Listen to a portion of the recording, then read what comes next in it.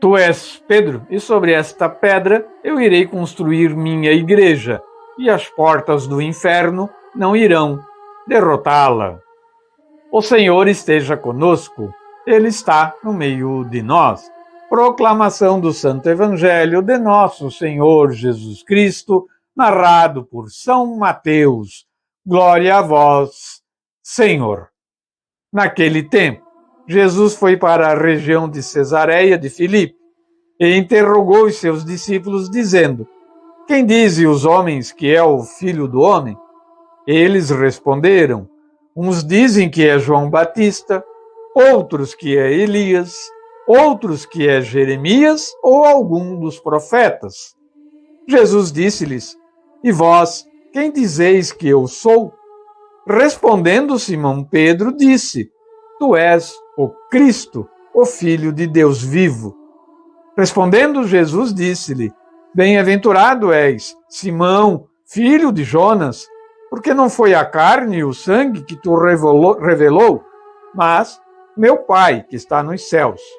E eu te digo-te que tu és Pedro, e sobre esta pedra edificarei a minha igreja, e as portas do inferno não prevalecerão contra ela.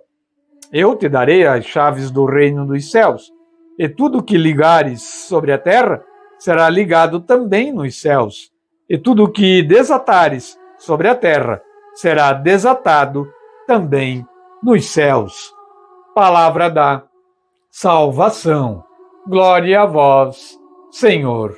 Que o Santo Evangelho perdoe os nossos pecados e oriente a nossa vida.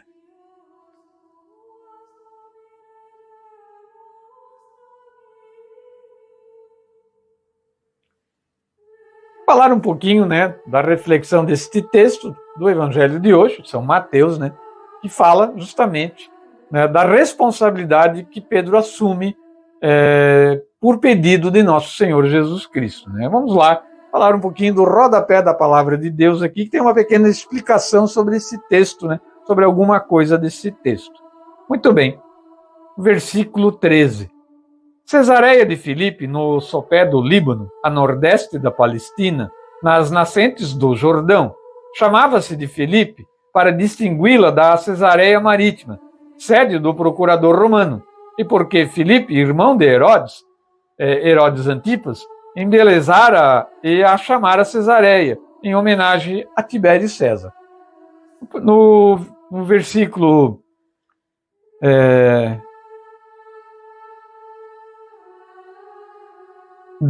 versículo 17, o trecho diz assim, esse trecho segue repleto de expressões aramaicas. Jonas significa João, carne e sangue indicam a natureza humana. Em lugar de Pedro, Jesus diz Cefas, que significa pedra. As portas indicam a potência. As chaves equivalem a poder. Ligar e desligar designam a autoridade judiciária. São todos indícios da autenticidade e antiguidade da palavra de Jesus, Momentos históricos da palavra de Deus. Vamos continuar na reflexão, falando um pouquinho agora do dia a dia com o Evangelho, da liturgia diária, da editora Paulus, 30 de junho, solenidade de São Pedro e São Paulo, Evangelho de Nosso Senhor, escrito por Mateus, no capítulo 16, versículo 13 a 19. Já no século IV, um documento chamado Cronógrafo Filocaliano comprovava a existência de uma festa litúrgica em honra dos apóstolos Pedro e Paulo juntos. O significado dessa solenidade encontra-se em aprimorada síntese no seu prefácio próprio.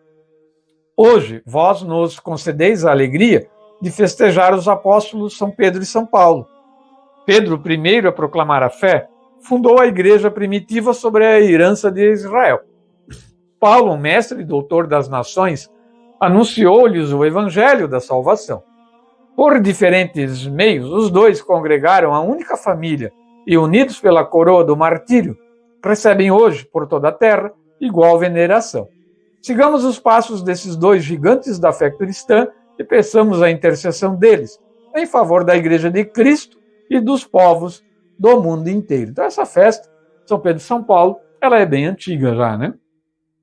Vamos ver aí um pouquinho, então, do catecismo da nossa Santa Igreja, também relacionado a esse texto do Evangelho de hoje, que também se liga, né, à solenidade de São Pedro e São Paulo, e tem ligação também com os santos de hoje, que é os protomártires de Roma. Parágrafo 424 do Catecismo da nossa Santa Igreja Católica. Movidos pela graça do Espírito Santo e atraídos pelo Pai, nós cremos e confessamos a respeito de Jesus. Tu és o Cristo, o Filho de Deus vivo, como Pedro falou. Foi sobre o rochedo desta fé, confessada por Pedro, que Cristo edificou a sua igreja. Então muita gente faz confusão nisso aqui, né? E diz que Jesus não fundou a igreja sobre Pedro, mas sim sobre a fé de Pedro. Não está totalmente equivocado, né? Mas Pedro foi o alicerce, sim, né? Da iniciação da estrutura da igreja, né? Da estrutura da igreja. Sobre a fé de Pedro, que se formou, né, a igreja estruturada que nós temos até nos dias de hoje, né? Parágrafo 442. Pedro confessa como Jesus, né, Cristo, o Filho de Deus vivo, ele diz, né, tu és o Cristo, Filho do Deus vivo. Porque Jesus responde-lhe solenemente, logo em seguida, né? Não foram a carne nem o sangue que te revelaram, mas sim o meu Pai que está nos céus. Deus revela isso a Pedro, né?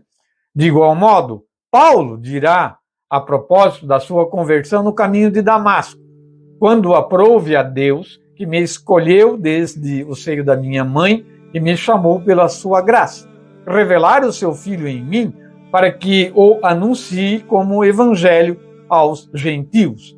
E logo começou a proclamar nas sinagogas que Jesus era o Filho de Deus. Será este, desde o princípio, o núcleo da fé apostólica. Né? Este é, primeiramente, professada por Pedro como fundamento da igreja, depois seguida por Paulo. Parágrafo 880.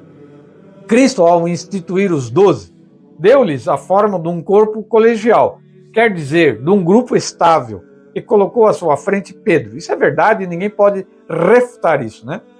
Ele foi escolhido entre os outros para ser, né, o alicerce dos apóstolos, né? Não é da igreja em si, mas dos apóstolos, porque o alicerce da igreja é nosso Senhor Jesus Cristo, sem dúvida, né?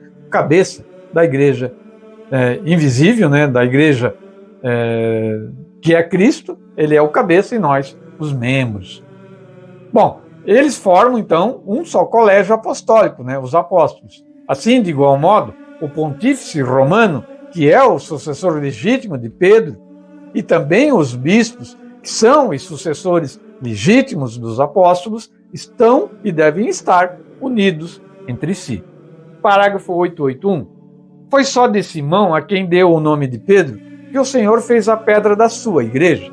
Confiou-lhe as chaves da igreja e instituiu-o pastor de todo o rebanho.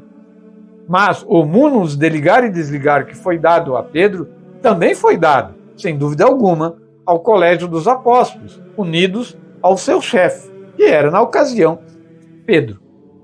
Este munus pastoral de Pedro e dos outros apóstolos pertence aos fundamentos da igreja e é continuado pelos bispos sob o primado do Papa. Vale lembrar aqui também, né, que um pouquinho de história não faz mal para ninguém, né, que quando os apóstolos começaram a sua missão, quando eles tinham uma dúvida, um questionamento, eles voltavam a Pedro, né? Só para ficar bem registrado isso, né? Procurem aí na história verdadeira, né? Não essas histórias fajutas que criaram depois aí, mas procurem que você vai certificar que isso é verdade. Parágrafo 153. Quando Pedro confessa que Jesus é o Cristo, o Filho do Deus vivo, Jesus declara-lhe que esta revelação não lhe veio da carne nem do sangue, mas do Pai que está no céu. A fé é um dom de Deus, uma virtude sobrenatural infundida por Ele. Para prestar esta adesão da fé, são necessários a prévia e concomitante ajuda da graça divina e os interiores auxílios do Espírito Santo, o qual move e converte o coração para Deus, abre os olhos do entendimento e dá a todos a suavidade em aceitar e crer a verdade. Mas não se enganem, né? Pedro, mesmo tendo professado essa fé, ele nega nosso Senhor Jesus Cristo. Depois, Cristo ressuscitado, Cristo pede a sua confirmação por 3 vezes, né?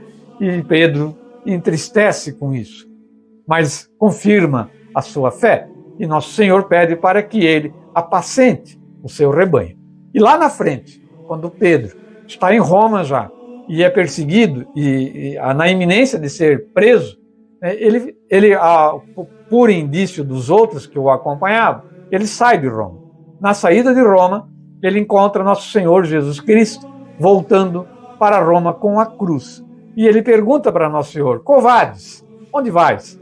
E Jesus diz para ele: ser novamente crucificado. Pedro vira as costas e volta para Roma, onde é preso e depois crucificado de cabeça para baixo. São Paulo não fica atrás, faz a sua missão, o seu trabalho, prega o evangelho a todas as nações como nosso Senhor pediu.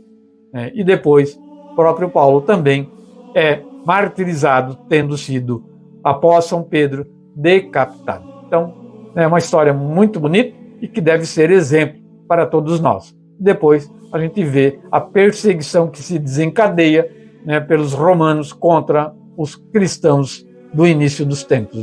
Muitos e muitos milhares martirizados pela fé em nosso Senhor, que às vezes nós, por qualquer coisinha, renegamos. Vamos pensar nisso, tentar seguir esses exemplos de fé e amor, mostrando a nossa fé em nosso Senhor Jesus Cristo.